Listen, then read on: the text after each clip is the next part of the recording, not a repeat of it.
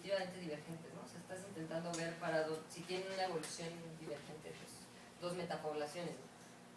Y a lo mejor mi pregunta es un poco diferente. O sea, si tú tienes, si no tienes divergencia, ¿tienes cloroplastos? ¿Tú crees que serán especies diferentes? ¿O no? Viste que los entomólogos agarran la patita y la meten en no sé dónde, secuencian quién sabe qué, y dicen que es esta especie. Y sí dicen, sí les sale bien.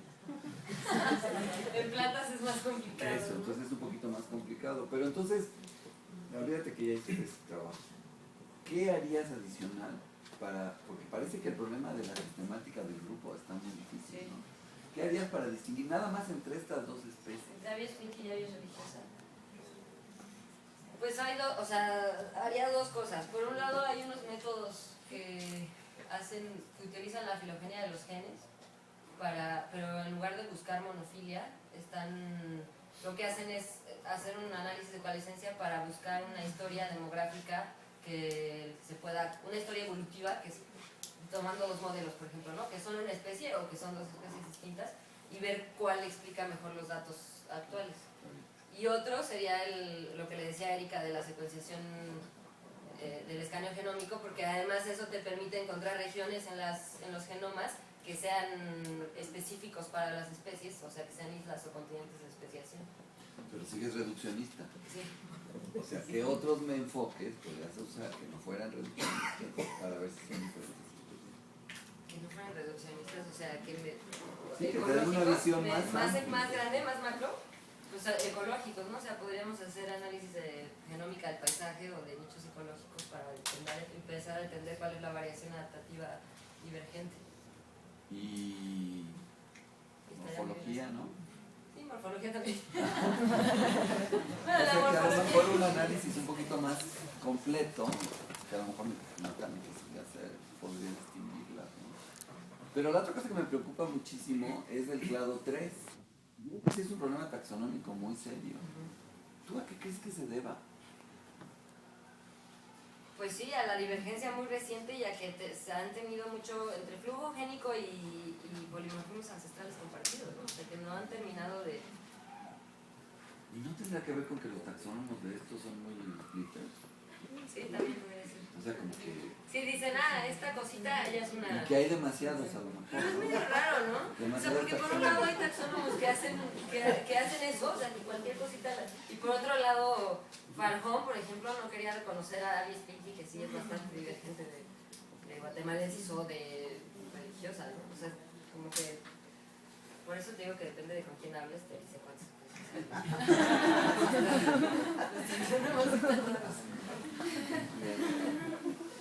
y luego mencionaste algo que al final, que luego ya no nos dijiste, nada más nos diste ganas de platicar, que era la depresión por exogamia. ¿Y eso qué? Bueno, eso puede suceder porque cuando mezclas dos poblaciones que tienen características distintas, haya incompatibilidad cromosómica entre los individuos, o se creen fenotipos intermedios que no sean tan adecuados para el medio en el que se desarrollan. Incompatibilidad cromosómica, ¿quieres decir algo así como que hay cromosomas de diferente origen? Sí.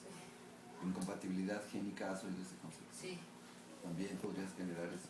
Sí, no sé cómo, pero sí.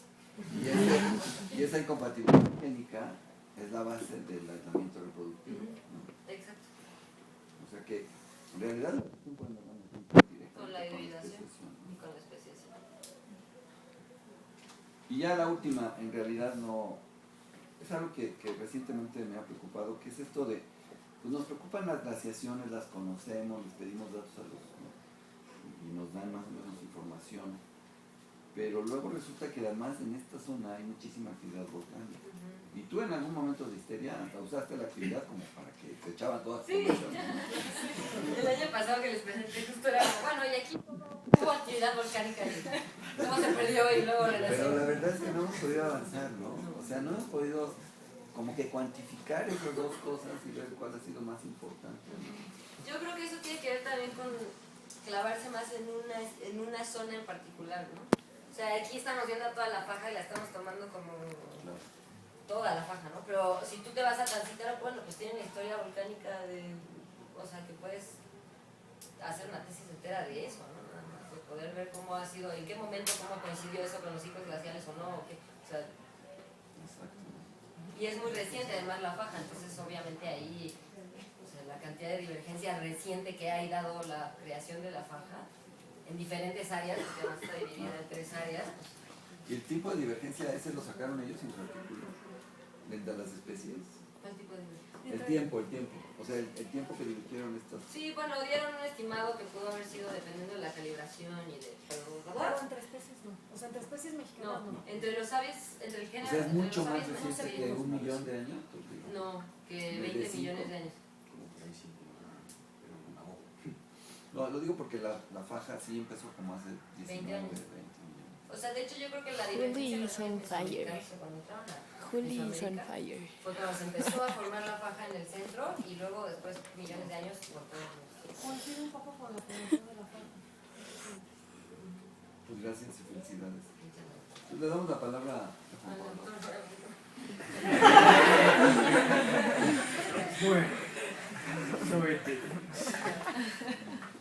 Bueno, primero que nada, Julia,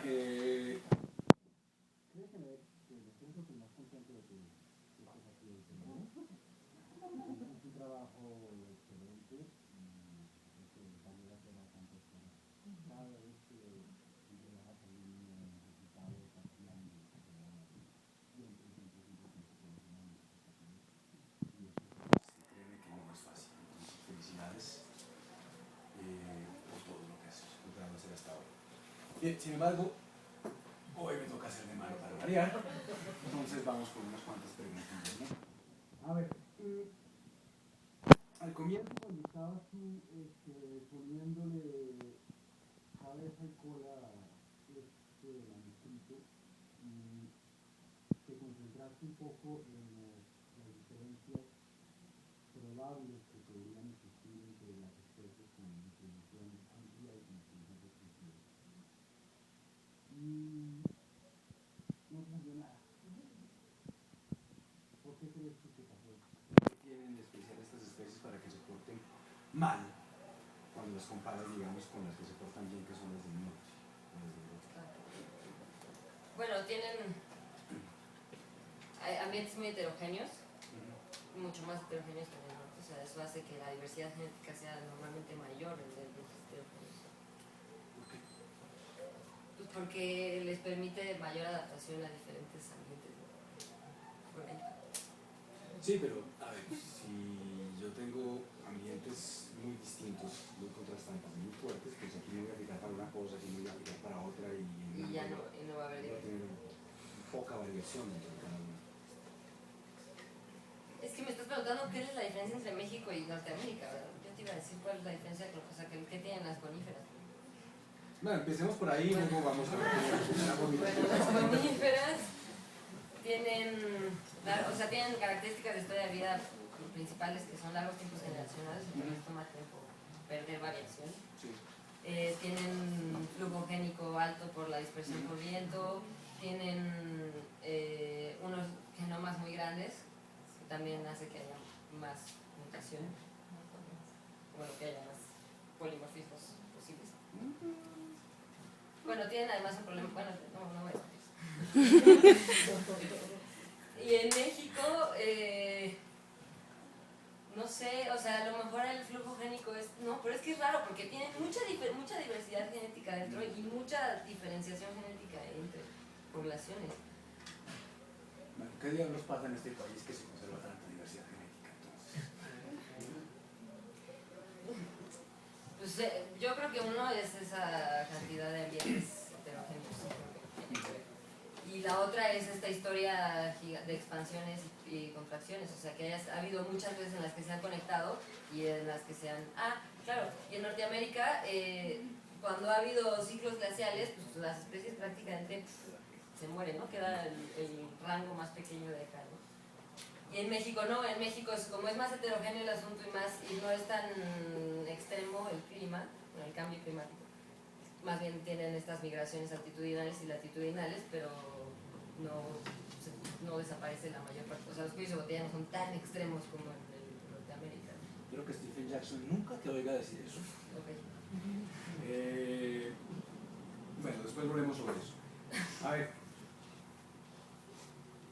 vamos a pensar un poquito como los ecólogos que todo lo explican con selección natural.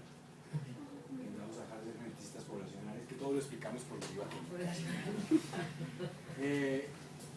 Desde el punto de vista de un ecólogo, ¿qué podría estar pasando aquí en México para haber conservado más diversidad genética que las especies restringidas de Canadá o Austria, Serbia?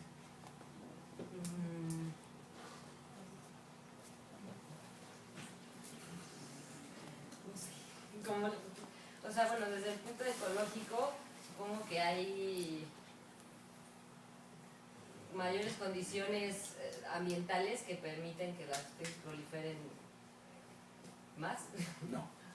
A ver, acuérdate, los ecólogos explican todo por selección natural.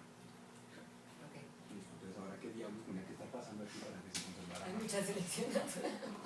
¿Cuál de todas? Hay selección, no es purificadora, es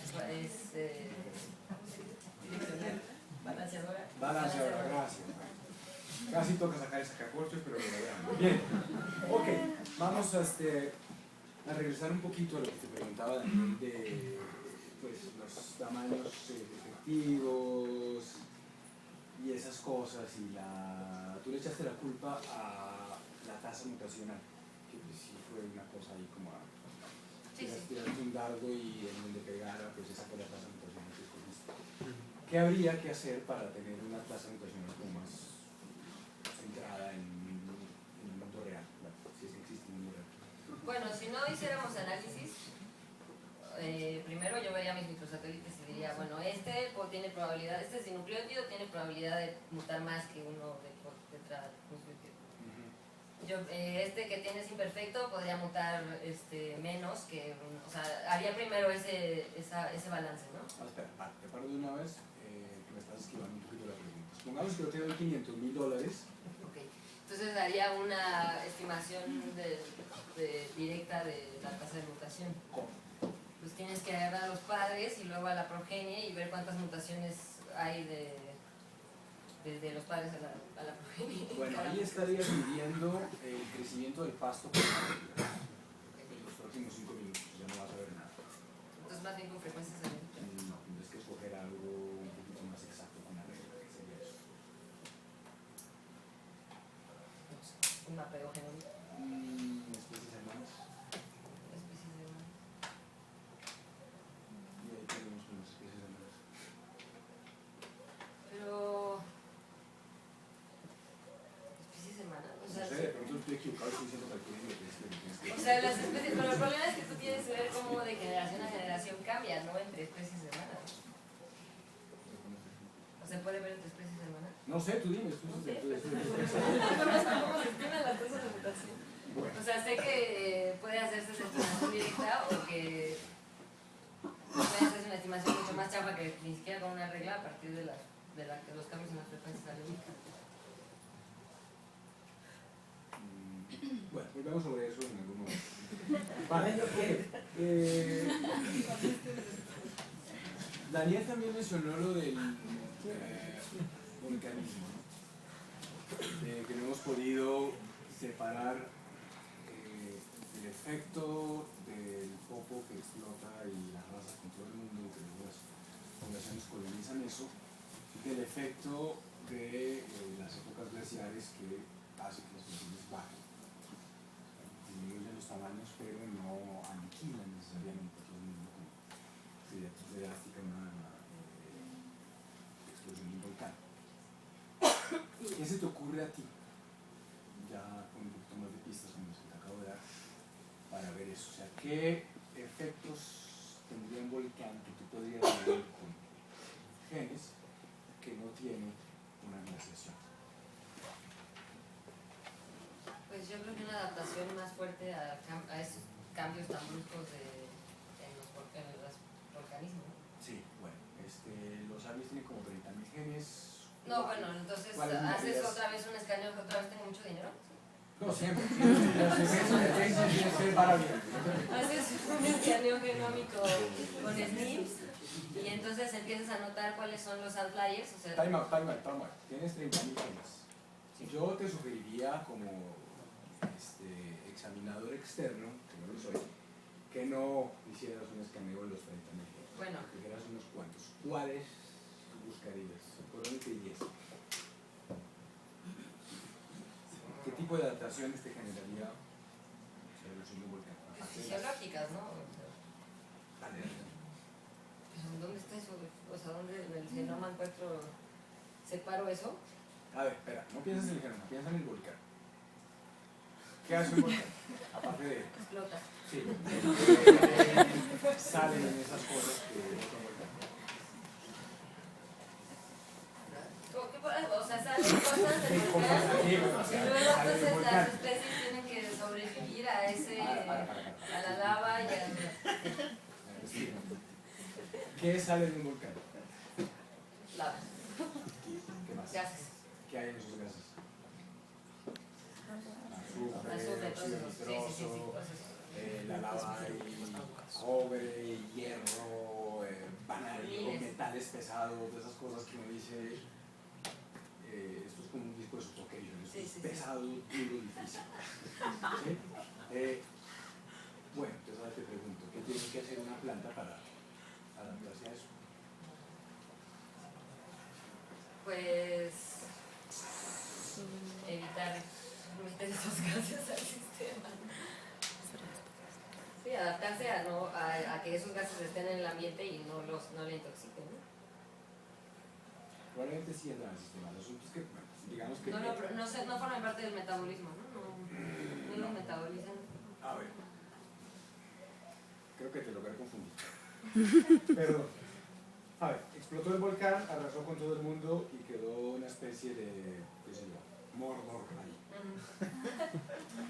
Luego empiezan a llegar las plantitas y se encuentran con todos estos gases y todos los gases, las cosas. Entonces, ¿qué tiene que hacer una planta para lograr necesitar menos nutrientes, menos agua. Sí, o sea, fisiológicamente sobrevivir a situaciones de estrés, ¿no? Entonces ahora vamos a poner eso desde el punto de vista de la adaptación genética. ¿Hay genes que te ayuden a hacer eso o no? Sí. Bueno, se conocen genes en coníferas que son... Y en Arabidopsis, en todos lados, pero estamos hablando de coníferas. sí. Bueno, o sea, existen genes que tienen adaptaciones justo a condiciones. Entonces, ahora llega alguien y te pregunta, bueno, ¿cómo diablos hacemos para diferenciar el volcanismo de las glaciaciones? Buscas este tipo de genes, o sea, estas adaptaciones en este tipo de genes. Gracias. Harías un escaneo. Muy bien, casi no lo logramos. Bueno, listo, vamos a hablar un poquito de conservación, que nadie habló de conservación aquí, entonces me va a tocar a mí. Tú propusiste hacer cosas de conservación ex situ. ¿Qué es conservación ex situ? Es conservar a la especie fuera de su hábitat natural. Bueno, listo. Nuevamente tienes un $1 millón y digamos que nos llaman, qué sé yo, de la población AF18. Entonces, bueno, vamos a conservar esa población. Vamos a hacer conservación ex situ. ¿Qué harías tú? Tú eres la jefa del programa de conservación de esa población. Bueno, primero yo haría un banco de semillas para primero preservar la población y sí implementaría una plantación forestal, pero no solo de esa población, o sea, en realidad primero analizaría las poblaciones que están aledañas para ver cómo está su diversidad genética y tomaría, dependiendo, más o menos leí que puedes utilizar 50 individuos por población, más o menos, pero todo el tiempo tienes que estar haciendo migraciones, ¿no? O sea, no dejar que muchas generaciones pasen en la plantación y volverlas a reintroducir a la población origen. Migraciones, entonces ¿tú qué harías? Si pasarías en un helicóptero y tirarías semillas así, tirarías polen... Bueno, tomaría varios individuos padres, y le tomaría de ahí semillas y las distribuiría, pero separadas de cada uno de los padres, ¿no? Las semillas así tal cual como el agricultor. Sí. Bueno, no, separados por una O sea, para que puedan crecer bien, ¿no? Bueno. Hace poco nuestro queridísimo presidente, bueno, el queridísimo presidente de los mexicanos, yo todavía no soy mexicano, todavía no es mi queridísimo presidente. Voy a ser residente permanente en México. Cambió el estatus de Nueva Toluca.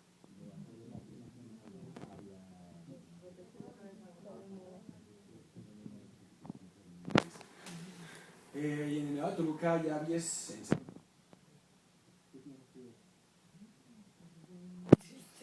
Bueno, no, habría que conservarlos, ¿no? O sea, tratar de hacer una conservación in situ para llevarse al menos lo que se pueda de diversidad de la especie y conservarla en otro lado. En bancos de semilla al principio y tal vez empezar a ponerla en otro lado.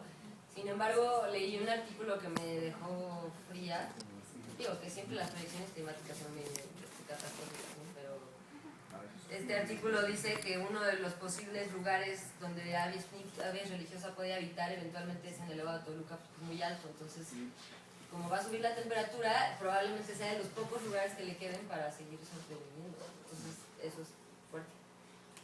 Bueno, en este artículo dicen que de hecho eventualmente en México no va a haber espacios donde se pueda desarrollar aves religiosa. Hay religiosa, yo creo que sí. Hay unas que podrían tener más problemas en hardware. Sí, bueno, Pinos Hardware que está arriba de... Ya están ahí arriba y ya están bueno. Sí, ¿a dónde Sí. me voy? Bueno, listo, la última. Ponte el mapa de la introducción que está la descripción de las especies. ¿De todas? ¿Cuántas cervezas me debes?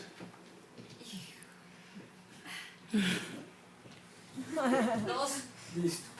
Con eso estamos listos. Es que no la puse en itálicas.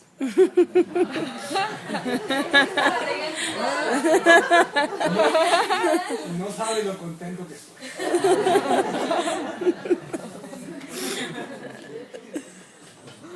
Listo, señor presidente. Gracias. Déjenme añadir un poco más de lo del nevado porque creo que es importante que sepan. El nevado para el plan de manejo que está propuesto está en consulta pública, ustedes pueden consultar y opinar.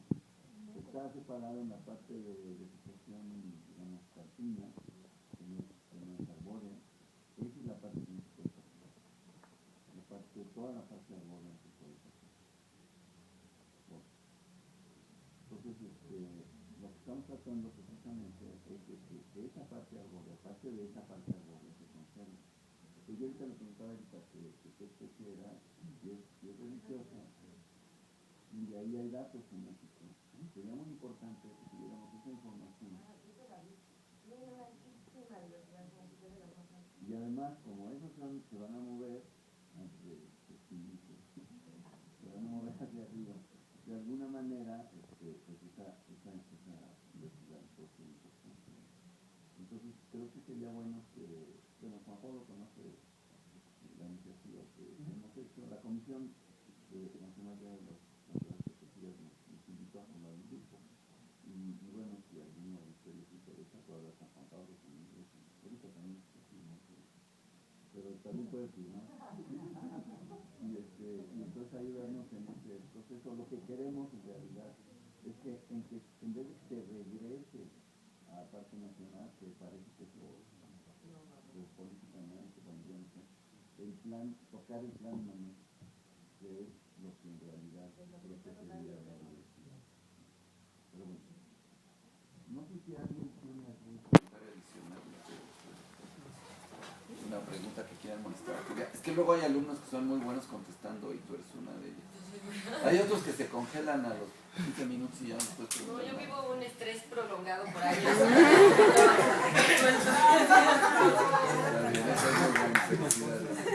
Bueno, pues les vamos a pedir que nos dejen un ratito para eso.